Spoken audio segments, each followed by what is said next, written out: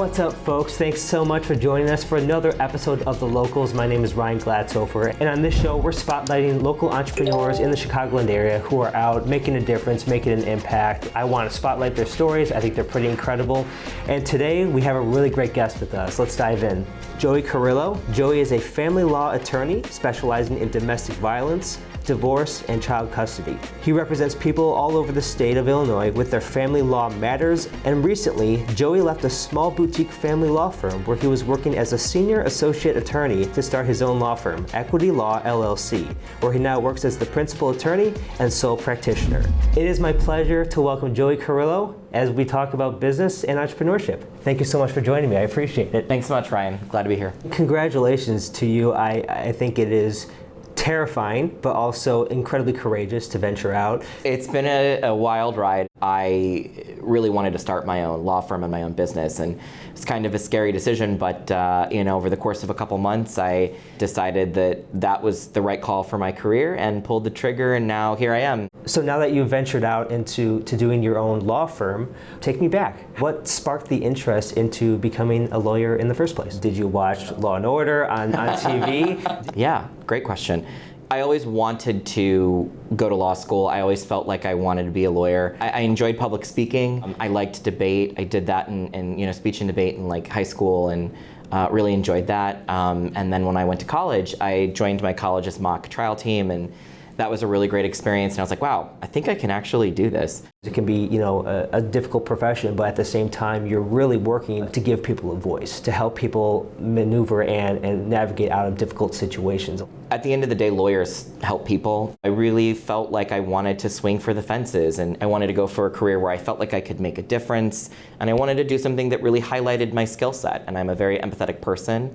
I like helping people. I like talking with people. I enjoy public speaking, and I just think that it was a profession that really fit well. I recognize that this society isn't organized in a way that benefits everyone, and that's lawyers kind of help to equalize that. When I went to law school, I focused my law study on public interest law, which gets at the social entrepreneurship mind of like using the law to make a difference, using the law to equalize the justice system for people who wouldn't normally be able to access it because they couldn't afford it. In family law and domestic violence, I'm helping people probably some of the most difficult periods of their life, navigating difficult transitions, talking about money, homes, property, kids, the emotional aspect of what divorce and separation are for families. It's quite complex, and it's a privilege to be able to help people navigate just the difficult period that is emotionally. People are often shocked at how limited the system can be and how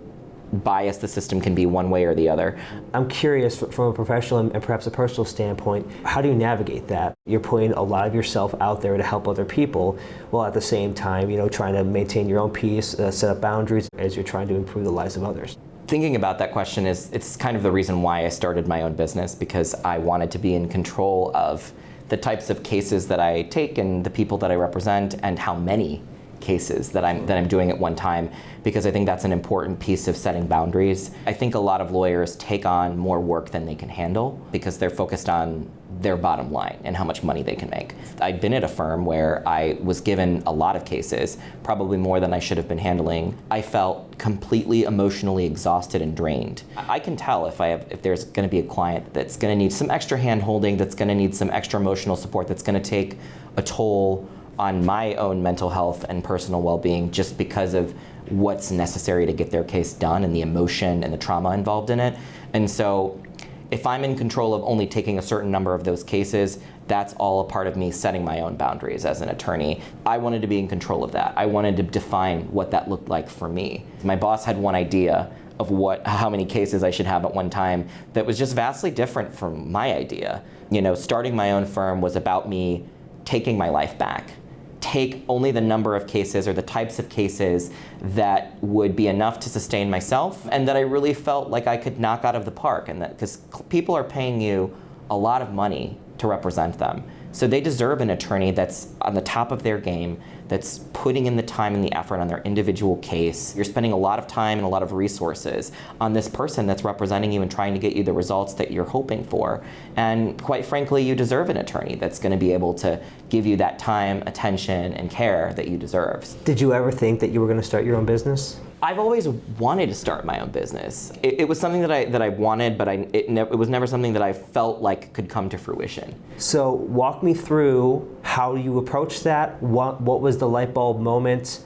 There were sort of multiple tiers that sort of led me to the decision of like, yeah, I'm doing this. I started job searching, and I interviewed at different law firms, and I was honestly just unhappy at the options that were out there.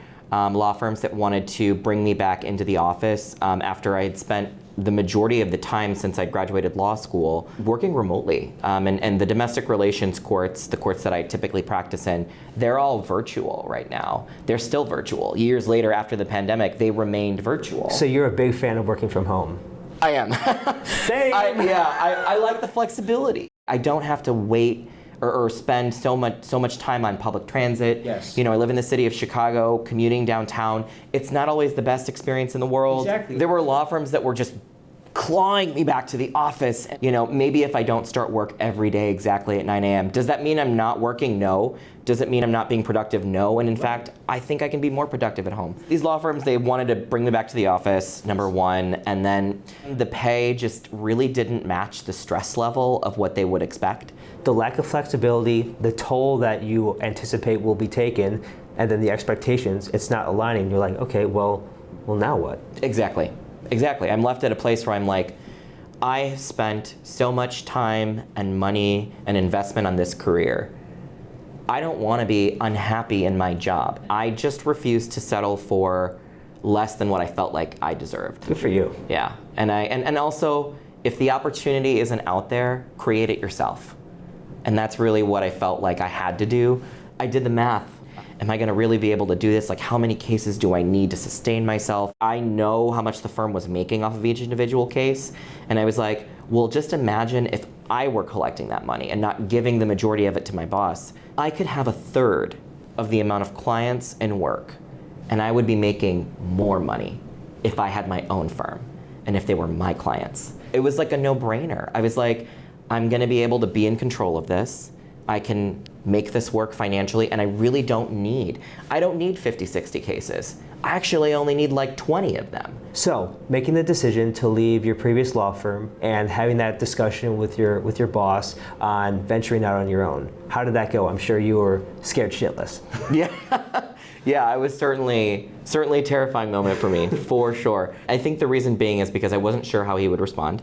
A little upset to lose an employee that he really liked and valued. We had a good relationship, but at the same time, you know, it can be a little complicated to transition in a career like law where there is a code of ethics that you have to follow. You know, and I didn't want him to feel like I was necessarily going to be poaching or stealing clients or like walking away in a way that was not ethical. I wanted to be transparent with him about everything. He was investing in me as an employee. I think he had plans he had said it very publicly to our entire team of like, I would love to make you a partner. I'd love for you to be my partner in this. I had been at the firm for about 8 months. You know, this decision is right for me at this time. And it may not necessarily be the most ideal time for the firm, but it was the ideal time for me personally. I really felt like my workload was becoming detrimental to my work product. I really need to do this. Like, now is the time for me to do it. Then came the more awkward conversation of like, I'm talking to clients and letting them know that I'm leaving. Really. So what do I do about that? Yeah, exactly. I was like, hey, not trying to take all your clients. Sorry. But if they're happy with me, they're happy with me. You know, like, these clients have the ability to make their own decision. They should be able to stay with the attorney that they want to stay with. If they want to stay at the law firm that they've had their entire case, great. I don't have any right to just tell them to leave. He wasn't necessarily super incentivized to just hold the door open and let me take whatever I want. Because he's the employer. It's his business. Exactly. And to my shock, he said, you know, I want to maintain a friendship with you, and also I respect you. And he was like, anyone else, I might have thought about firing them, but I don't want to do that to you because you've done great work for me and I trust you and I respect you. It was the moment for me where I was like, this is this is the right decision for me. It was the most validating, I think, piece of my transition, because I was like, wow, he's willing to let me do this. You're not burning bridges, it's peace of mind. Exactly. So we had decided together to send out a joint letter to all my clients, and we let my clients decide. And so clients told us whether or not they were going to stay with him or whether they were going to come with me. And it was just kind of like, all right, kids, decide if you want to stay with mom or dad. In true family law style. No, I'm kidding. No pressure. No pressure. A real Sophie's choice. Yeah, truly. He respected me enough to allow me the opportunity to honestly take the clients that I wanted to take if they wanted to follow me. That's admirable. And hold the door open for me to do it. Like that really made the transition much easier for me. And it was the moment where I was like, wow, this is exactly what I need to be doing with my life right now. And it really made the transition a lot easier for me, because I could take a good amount of clients, and honestly, a lot of my clients said they wanted to come with. And that was validating in and of itself too, because I was like, I'm doing a good job for people.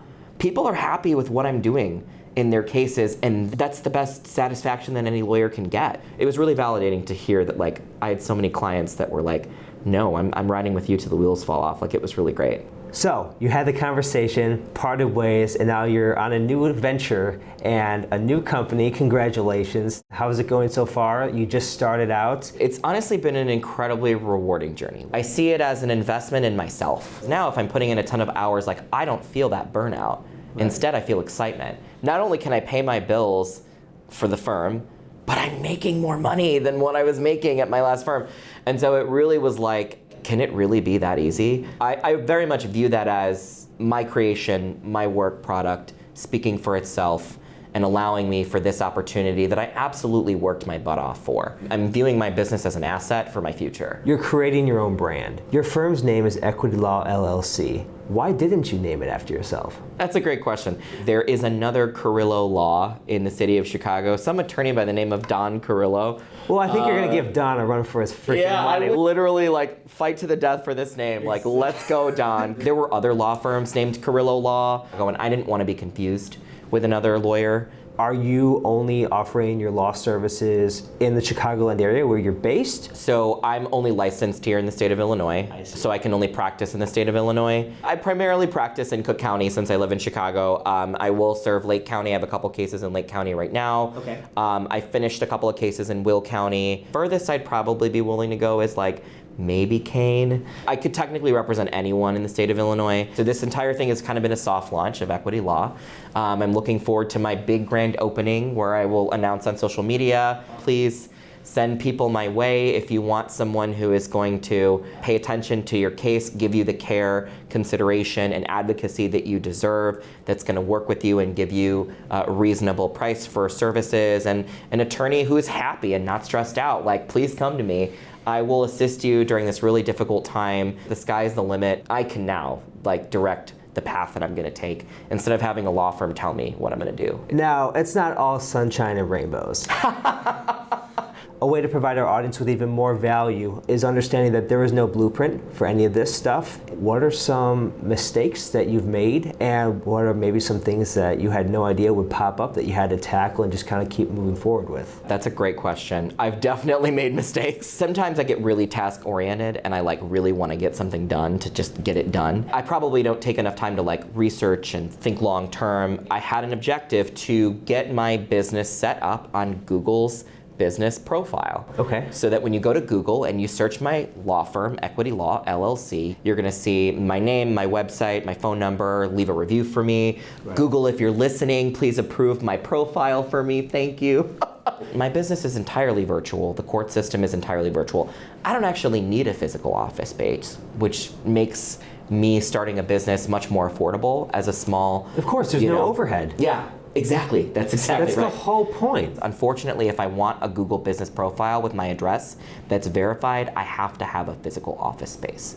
It can't be a P.O. box. And so I learned that the hard way. I didn't know.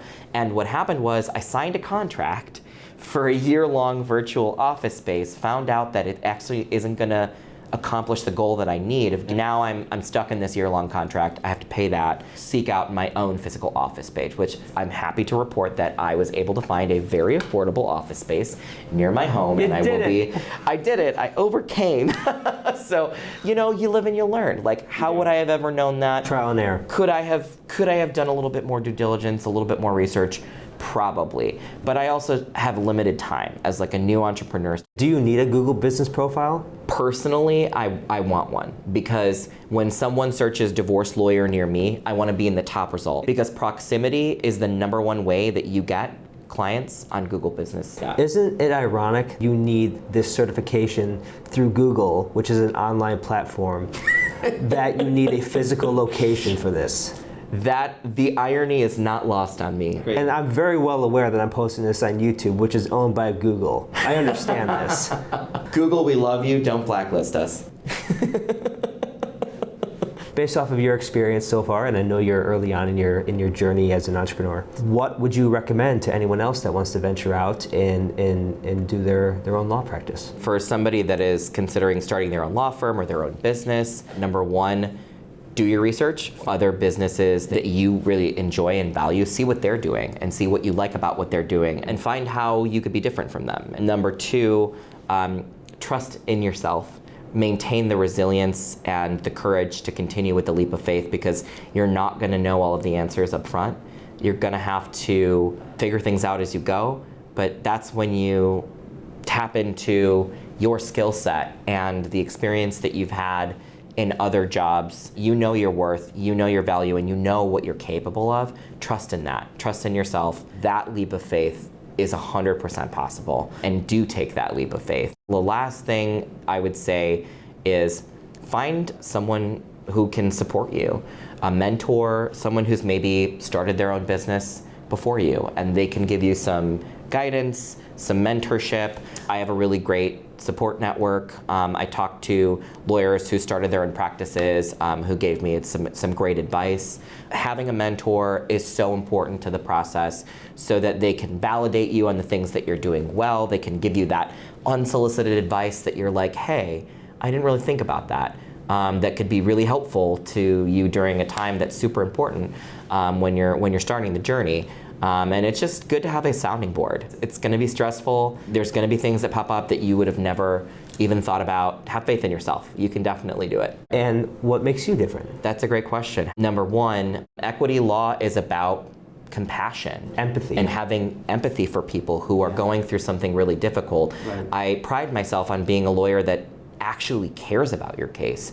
A lawyer that's going to take the time necessary to invest in your case, and invest in your family, invest in your family's safety and your family's security, and protect your assets in the process. I see a lot of lawyers out there that take on more than what they can handle. Again, they're focused on their own bottom line and making the most money that they possibly can, but what they're sacrificing is quality. I'm only going to be taking cases that I can handle and that I can manage. #1, for my own sanity, but #2, for the benefit of my clients, because I realize that this is a difficult time, and you're coming to me during one of the most challenging transitions you may ever experience in your life. You deserve a lawyer who's going to listen to you and take the time to help you navigate something that's incredibly complex with compassion and empathy. And Joey, your time is valuable. I cannot thank you enough for taking time out of your day. You could literally be doing anything else. And you chose to come out here, share your story. Thank you so much, everyone, for watching another episode of The Locals, spotlighting entrepreneurs in the Chicagoland area. These people are very courageous, and I give them so many props. You don't really know where life is going to take you, and sometimes you just have to be proactive in finding your next opportunity. Last but not least, do not forget to hit that subscribe button, because we have more incredible people to be featured on this channel. Thank you so much. We'll see you next time.